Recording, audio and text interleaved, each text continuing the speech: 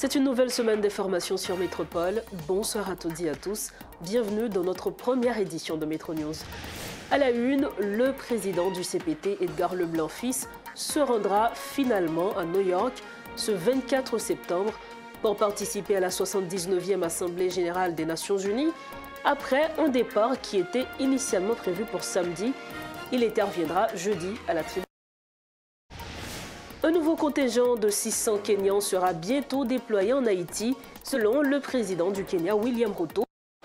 Lors de sa visite en Haïti le week-end dernier, il a exprimé son soutien à la transformation de la mission en une opération de maintien de la paix de l'ONU. Également au titre de ce lundi, plus de 190 000 parents se sont déjà inscrits pour bénéficier du soutien gouvernemental de 20 000 gourdes destinées à la rentrée scolaire. Les autorités incitent les autres parents à emprunter les voies légales établies pour en profiter.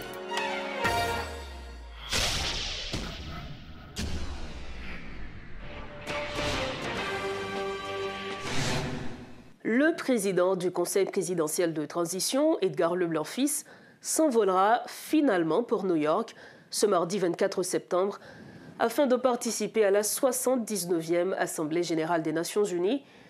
La participation de la délégation haïtienne à cet événement a suscité de nombreuses réactions, notamment en raison du retard dans le départ de M. Leblanc, initialement prévu pour samedi dernier.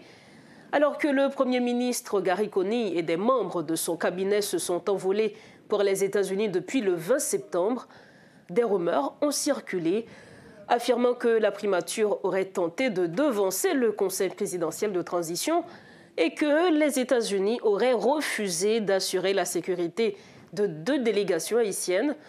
En réponse à ces spéculations, l'ambassade américaine en Haïti a publié sur X, et nous citons, « Les États-Unis feront preuve de la plus grande courtoisie à l'égard du président du Conseil présidentiel de transition, Edgar Leblanc-Fils, lors de son voyage à New York pour l'Assemblée générale des Nations unies. Le président Leblanc bénéficiera d'une protection complète, comme tous les chefs d'État. » Interrogé à ce sujet, la primature a clarifié que le Premier ministre Gary Coney n'a jamais revendiqué le rôle de chef de la délégation, précisant qu'il en profite pour rencontrer des responsables d'organismes internationaux en marge des réunions onusiennes. Du côté du Conseil présidentiel de transition, il est simplement confirmé que M. Leblanc prendra la parole à l'ONU ce jeudi et qu'il quittera le pays ce mardi 24 septembre. Et pour avoir une meilleure compréhension de la situation, avec nous sur le plateau de Métro News ce soir, le spécialiste en relations internationales et ancien diplomate américain, Pierre-Antoine Louis. Bonsoir, merci infiniment d'être avec nous. Bonsoir Rose Berlin, bonsoir Audi et téléspectateurs et téléspectatrices de Métropole, c'est toujours un plaisir. Nous sommes avec nous, Pierre-Antoine Louis, sur plateau Métro News à Soya, justement, pour nous parler de sujets ça qui occupait actualité depuis week-end-là, tout à fait. C'est la participation d'une délégation haïtienne à la 79e Assemblée générale des Nations unies. Mais il y a une bonne rumeur pendant le week-end, une bonne confusion concernant justement la délégation qui a participé dans l'Assemblée. Et selon même information le président du Conseil présidentiel de transition, Edgar Leblanc-Fils, États-Unis pas voulu sécuriser, en bonne information. Pierre-Antoine Louis, qui protocole les que une délégation, particulièrement délégation haïtienne, elle a participé dans l'Assemblée générale des Nations unies? Ok, excellente question. C'est un processus qui est bien chorégraphié. Ce n'est pas une surprise pour pièce. L'État a supposé qu'il y ait une continuité. Le ministère des Affaires étrangères connaît qui en ça fait. La présidence suppose qu'on est. La primature suppose qu'on est. Et parce que il y a des conseillers, il y a des gens qui connaissent, qui encadré plutôt le président de la République là, chef de gouvernement, premier ministre, qui en ça fait. Grosso modo, en mars-avril, les Nations Unies communiquaient mandé pays pour communiquer qui est-ce qui a participé pour eux. Est-ce que c'est le président, est-ce que c'est chef de l'État, est-ce que c'est chef de gouvernement ou encore le ministre des Affaires étrangères. Pour qui ça, c'est capable d'établir une liste par qui ordre moun yo pral prendre la parole. OK, il y a celle deux rôles qui est établi. Le président du Brésil toujours prend la parole en premier par tradition et le président de la République d'Haïti et le président des États-Unis prend la parole en deuxième position. Ça établi. Après l'autre, il y a une formule qui est établie pour sa fête. Maintenant, Haïti te connaît. Maintenant, s'agissant d'Haïti, la délégation est établie par le président de la République. Le président a décidé, oui, non, m'a délégué au monde. Moun nan capable la ministre des Affaires étrangères ou le Premier ministre. C'est le président qui décide ça. Parce que la diplomatie est la chasse gardée du président de la République. Donc, dans le cas de figure que nous avons aujourd'hui, c'est à M. Edgar Leblanc-Fils qui t'a supposé prendre décision. Ça. Bon, pour être précis, c'est le conseil présidentiel qui doit décider à travers Edgar Leblanc, qui est le coordonnateur de la présidence. Super. Maintenant, Edgar Leblanc décidé, mais qui est-ce qui va aller? Pour me très précis avant, parce que je fais ça 4 fois déjà. Si le président dit, Premier ministre veut aller, le président dit, Premier ministre pas aller, le Premier ministre pas aller. Parce que c'est le président qui chef de délégation, qui établit la délégation officielle là. Maintenant, le président finit décider, tout le monde qui est dans la délégation, de lui-même, et la première dame s'il peut aller, le premier ministre chef de gouvernement, le ministre des Affaires étrangères, et puis tout l'autre monde, arriver dans la sécurité, arriver dans la presse. Parce que même la presse, même quand l'organe de presse, c'est lui-même qui a payé, il est bon pour la délégation officielle là, parce que ça permet de jouer un visa pour aller aux États-Unis. Et puis ça permet tout l'arrivée dans les Nations Unies pour Haïti demander une accréditation pour vous. Parce que soit laisser une accréditation pour compte pour entrer dans les Nations Unies, ou pas besoin de badge, ou pas participer. Donc, le président formule les délégations, hein, la présidence prépare, il communique au ministère des Affaires étrangères, qui, par note verbale, communique aux Nations Unies et aussi aux pays autres, les États-Unis d'Amérique, pour des raisons de sécurité. Parce qu'aux États-Unis, le chef d'État voyage aux États-Unis, le chef de gouvernement, sécurité, c'est Secret Service qui baille. Et puis, l'autre bagage me dit, le moi-même, je fait préparer, coordonner, participation président, chef de délégation, moi, j'étais toujours inscrit à l'ordre du jour du Conseil des ministres en mai comme ça. Tandis que l'Assemblée générale l'a fait dernière semaine, septembre, la participation de la délégation haïtienne à l'Assemblée générale des Nations Unies cette année. Ou bien, on dit pour l'année 79e Assemblée générale. Session ordinaire de l'Assemblée générale. Et maintenant, qui est retenu par les Nations Unies, mais qui est un jeu de gain pour Haïti. Et puis le président fait une communication, il demande tout ministère pour mettre disponible pour conseiller dans le Palais national qui a préparé le dossier ensemble avec le ministère des Affaires étrangères, l'ambassade d'Haïti à Washington et la représentation permanente d'Haïti aux Nations Unies. Donc c'est comme ça ça fait. Toute l'autre bagaille qui fait a créé confusion. Je me suspecte, dans le cas d'espèce, une confusion créée par rapport à la participation du Premier ministre qui fait Américains penser que un bagaille qui changeait dans la délégation au recevoir, qu'on y a l'heure, ils viennent apprendre que Edgar Leblanc va aller vrai, vient une confusion. Par la suite, ouais, les Américains sont obligés de joindre une formule pour aider les Haïtiens à planifier la situation. Mais le fouillage là, c'est du côté haïtien. Qui côté, moi, je ne pas qu'à connaître, sauf que au sommet de l'État et du pouvoir exécutif bicéphale, il y a une miscommunication qui est faite entre la primature et la présidence qui causait tout problème. Maintenant, puisqu'il y a la présence du chef du gouvernement, du chef de l'État, qui Jean Yopral harmoniser la présence de chef Sao et notamment qui est-ce qui apte, qui prend la parole dans non Haïti? Oui, la présence du président de la République ou dans le cas exceptionnel de cette transition, du coordonnateur du conseil présidentiel Edgar Leblanc-Fils, indiquait que c'est lui-même qui prend la parole à moins que je sois malade. Et puis immédiatement, il a informé l'ONU par une note verbale que le président malade n'est pas capable, c'est le Premier ministre qui a fait. Ou encore, si le Premier ministre l'a empêché, c'est le ministre des Affaires étrangères qui a fait. Mais force à faire dans le temps, parce que si ce n'est pas le président ou représentant de la présidence, là, ça a changé la préséance. Parce que le chef de l'État a parlé avant, prend la parole avant chef de gouvernement et avant, qui prend la parole avant et ministre des Affaires étrangères. C'est une hiérarchie, justement. C'est une hiérarchie qui est établie. C'est ça que fait. Toute rupture de bagaille ça qui fait au sein d'un pays, Jean la fait Haïti là, c'est ça qui cause des problèmes. Et en passant, ça ne va pas défendre les Américains, on est capable de dire qu'il n'est pas de la pratique des États-Unis pour dire qu'il n'y a pas de chef de l'État pays à sécurité. Ils connaissent faut qu'il fait. Sauf que, ils recevoir une double communication qui te fait penser que c'est chef du gouvernement qui tape et chef de délégation, et puis ils viennent rendre compte que au fait bagarre n'a pas changé, et puis ils font accommodation. Mais il faut nous comprendre tout. Et les Nations Unies et les États-Unis découragent les pays pour que chef de l'État avec chef de gouvernement en même temps présent. Parce que les causes des problèmes de préséance, c'est trop de monde qui viennent pour causer des problèmes pour eux. Ça fait gain et précédent déjà. Par exemple, Matéli Lamotte qui t'a fait ça. Mais tout le monde connaît que le chef de délégation, c'était le président qui prend la parole. Si le Premier ministre a participé au nom d'Haïti, une réunion bilatérale au nom d'Haïti, il faut le président compte qui ça le dit, à qui est-ce qu'il va discuter, parce que le pays n'a pas qu'à parler à voix discordante. Le pays a supposé qu'un seul message au niveau de ses affaires étrangères, quel que soit l'obéi qui t'a gagné à Haïti. 79e Assemblée générale des Nations Unies, qui retombait, qui ça Haïti a espéré de une telle réunion? Bagay qui pigou Haïti a joindre, ok? Mais toute bagay ça réunit, il y a plusieurs aspects. Premièrement, le renouvellement du mandat de la mission multinationale d'appui à la sécurité qui doit être fait d'ici le 2 octobre. Ou mieux, sa transformation en une mission de maintien de la paix pour éliminer le problème Kobla. Et donc ça, c'est un enjeu majeur pour Haïti. Deuxième bagaille, pour rejoindre Kob, pour aider Haïti et aider tout le monde à rentrer la caillou, les sécurités fin rétablies dans le pays. Tout le monde n'a pas qu'à manger, problème qui gagne dans l'hôpital, tout bagaille ça.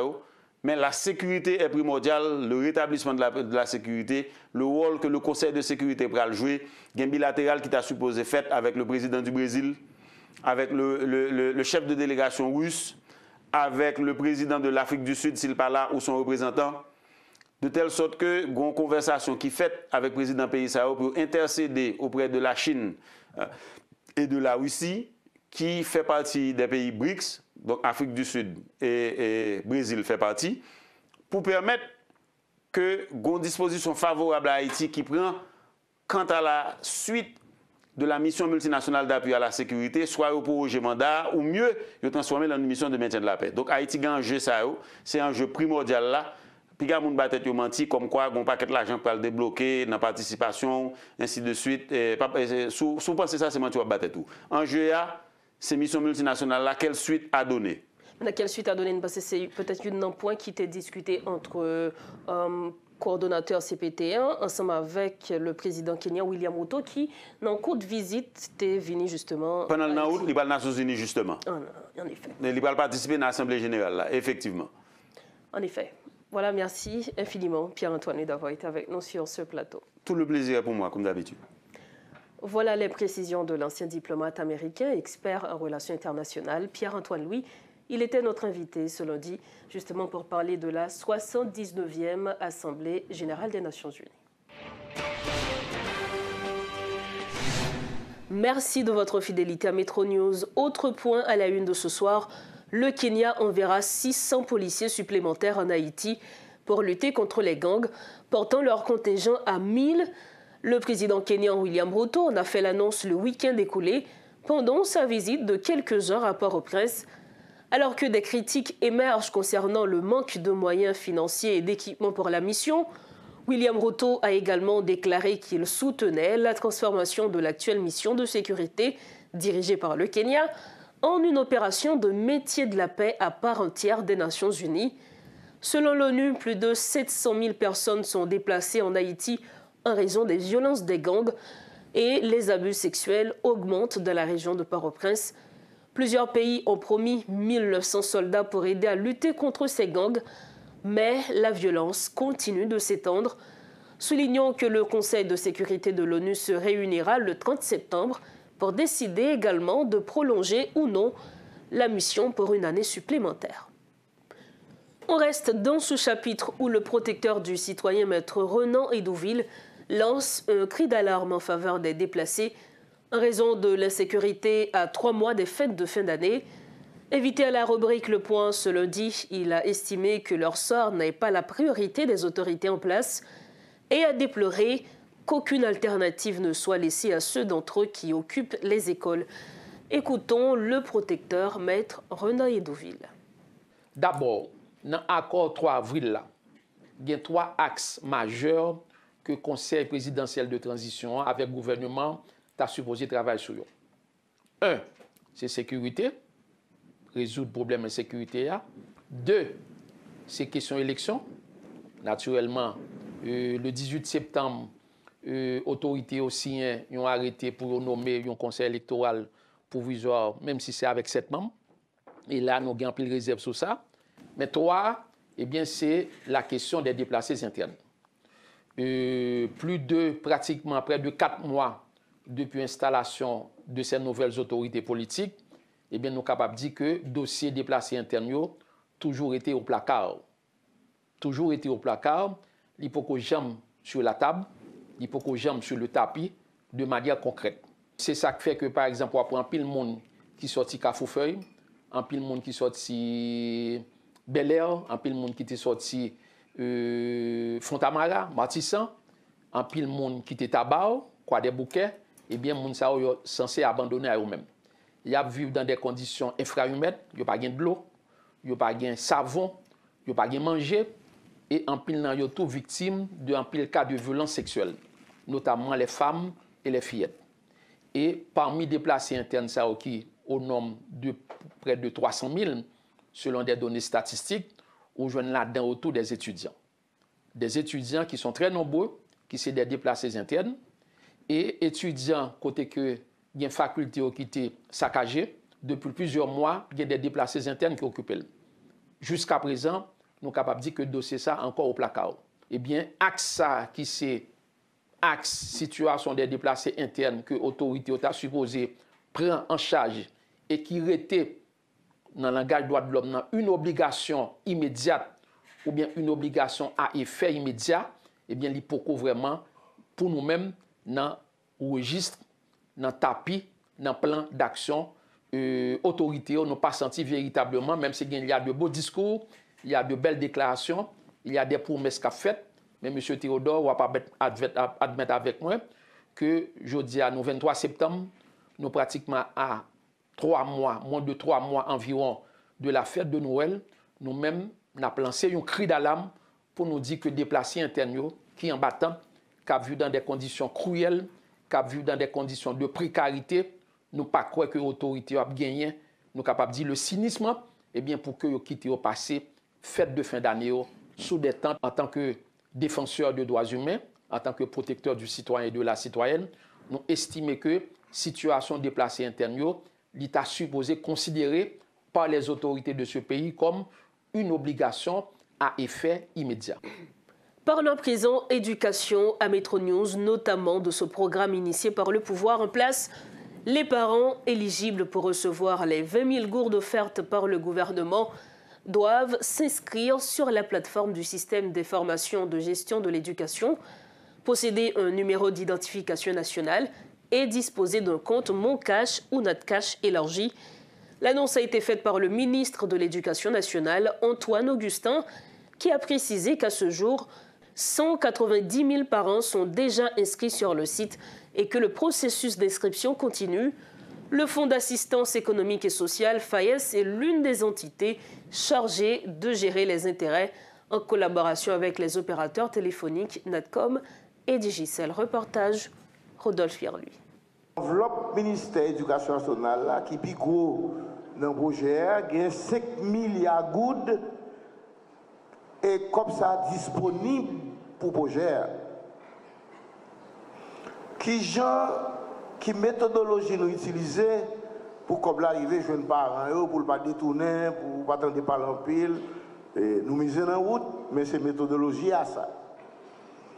Équipe ministère qui est là-dedans, DPCE, Direction de Planification et Coopération Externe, USI, UEP, UCDDE, a travaillé sur sélection liste parents suivant quelques critères qui sont bien spécifiques. Premier critère, parents ça doit parents Timoun qui fait partie de l'école nous sommes cités nationale et communale, communautaire. Parents ça doit enregistrer sur plateforme Sige ministère. Plateforme ça c'est une innovation ministère fait, qui enregistre élèves, parents, l'école, à travers le pays, c'est lui qui permet de nous organiser l'examen parce que nous avons enregistré. Donc, parents, ça doivent enregistrer sous SIGE, là, le système de formation et de gestion de l'éducation. Parents, doivent gagner NIF, ni nu. Ça nous est, nous nous remercions, carte d'amalo, carte électorale, ni nu. Numéro d'identification unique. Plus, moun sa yo gen un numéro de téléphone qui gen compte élargi mon cash ou bien notre cash.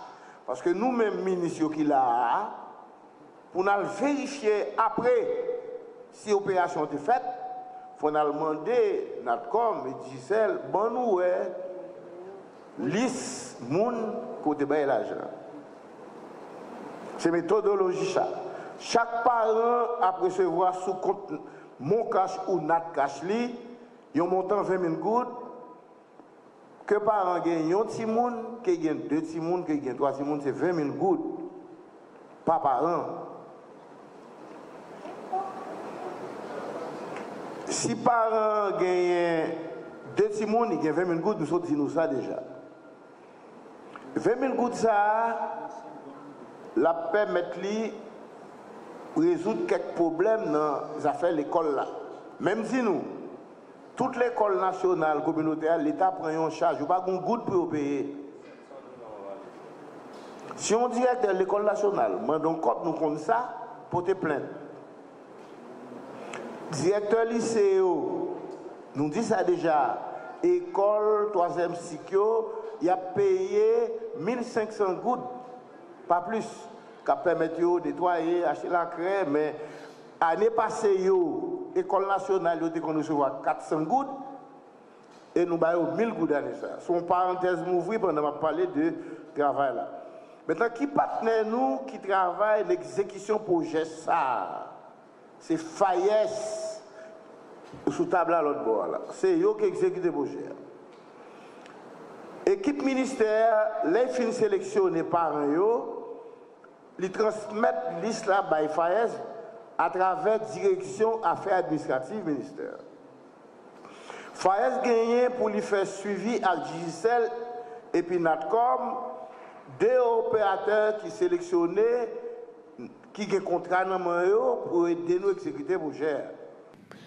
Toujours dans ce chapitre, l'Institut Panos a procédé ce lundi au lancement officiel d'un programme baptisé Champion, une initiative qui vise à promouvoir l'adoption de comportements sains au sein des communautés haïtiennes à travers des approches innovantes de changement social et de comportement soutenues par l'Agence des États-Unis pour le développement international, USAID. Ce projet dure 5 ans et cible des groupes spécifiques tels que les personnes atteintes du VIH, les femmes enceintes et allaitantes, les enfants. Un financement de 10 millions de dollars est alloué à ce programme qui s'étendra à travers les 10 départements du pays. Les précisions de Jean-Claude Louis. Donc, l'objectif là, c'est augmenter l'utilisation de services au niveau individuel, services de santé bien entendu, au niveau individuel, au niveau de la famille et au niveau communautaire. Donc, pour nous, un comportement plus responsable. Et le domaine que nous voulons toucher, c'est le domaine de la santé, dont le VIH-Sida, nutrition, et question santé reproductive, question de l'eau potable, question assainissement. C'est assurer que nous vivons un comportement adéquat, nous capable de protéger tête, protéger famille et puis protéger la communauté. Donc, nous projetons ça en cours dans les 10 départements du pays. Donc, nous démarrons avec une phase de recherche. Pour nous chercher qui barrière qui empêchait que nous ayons un comportement responsable. Donc, un exemple simple, pour qui ça, une jeune fille, s'il expose tête, il parle de test de dépistage. Pour qui ça, une jeune maman, il va mener petit monde à un docteur ou bien mener petit monde pour un vaccin. Maintenant, c'est pour des gains failles, pour des gains barrières. Ensuite, vient avec une approche innovante et vient avec une approche qui permet nous d'arriver sur mon niveau. Quel que soit le groupe là, que ce soit jeune, que ce soit femme enceinte, que ce soit patient vivant avec le VIH-Sida. Donc, bon aspect dans le projet que nous avons des aspects formatifs Côté nous parlons chita avec monde dans la communauté, chita avec groupe femmes enceintes, chita avec groupe jeunes, qui barrière qui empêche que yo al prendre soin de santé, qui barrière qui empêche yo utiliser planning familial. On a pas encore des garçons tout pour qui ça yo pas aider dans là, qui rôle yo, en fait qui ça yo fait pour supporter famille. Maintenant nous parlons dans la santé parce que pas oublier que monde qui dans la santé yo a subi le même stress que nous-mêmes, la population a subi. Maintenant, là, on arrive pour le dire, disman là, qui est 15-20, stress est augmenté. Des fois, ça qui arrive, performance pour le bail là, il ne va pas aider. Maintenant, c'est comment aider au niveau des prestataires de services. Est-ce que son incentive, est-ce que son engagement pour nous faire de plus? Pour refermer la page nationale de Métro News, la fondation du centre hospitalier Fontaine de Cité-Soleil a lancé un projet d'assainissement pour préparer la commune aux menaces cycloniques. Jose Ulysse, responsable de l'hôpital, indique que ce projet vise à réduire la vulnérabilité des communautés sur les plans environnemental, social et économique. Plus de 600 résidents participent aux travaux, ce qui leur permet de gagner un revenu. Monsieur Ulysse appelle également l'État ici à intervenir pour soutenir ces efforts et rendre Cité-Soleil plus résiliente et sécurisée. Depuis qu'on a la pluie dans la zone, l'hôpital a inondé. Ça c'est que nous jeunes support nous avons fait travailler curage, nous faisons premier bout de mur et nous avons essayé de garder pour nous qui canaliser de l'eau beaucoup mieux pour protéger l'espace de l'hôpital là et en même temps pour protéger un bon quartier qui bateau depuis qu'il y a de l'eau. Nous envahi. C'est un projet que nous avons fait, qui a une cinquantaine d'équipes là-dedans. Chaque équipe a une dizaine de travailleurs. Chaque 5 équipes, nous avons un chef d'équipe et un superviseur. Et puis nous avons un coordonnateur de travail qui a fait. Nous essayons de rentrer là-dedans tout quartier qui gagne dans la zone. Nous avons besoin de connaître qui est qui Jacques, qui est qui Pierre. Depuis c'est des gens qui travaillent, qui veulent travailler. Bienvenue. Parce que si vous avez nécessaire dans l'hôpital Fontaine, c'est ouvert à tout le monde. Nature, le monde n'a pas regardé nous. Depuis prêt pour entrer dans cette affaire ou essayer de comprendre la dynamique de cette affaire, nous avons collaboré ensemble pour le bien de la communauté. Qui s'est rendre nous compte que dans toute zone, dans tout quartier, nous avons besoin de monde qui travaille. Nous avons commencé à regarder depuis dans l'hôpital là. Et nous avons parlé avec nous pour comprendre la dynamique que a fait là. Nous refermons cette édition de Métro News. À votre partir, le rappel des principaux titres à la une de ce lundi soir. Le président du CPT, Edgar Leblanc-Fils, se rendra finalement à New York ce 24 septembre pour participer à la 79e Assemblée générale des Nations Unies. Après un départ qui était initialement prévu pour samedi, il interviendra jeudi à la tribune de l'ONU. Un nouveau contingent de 600 Kenyans sera bientôt déployé en Haïti, selon le président du Kenya, William Ruto. Lors de sa visite en Haïti le week-end dernier, il a exprimé son soutien à la transformation de la mission en une opération de métier de la paix de l'ONU.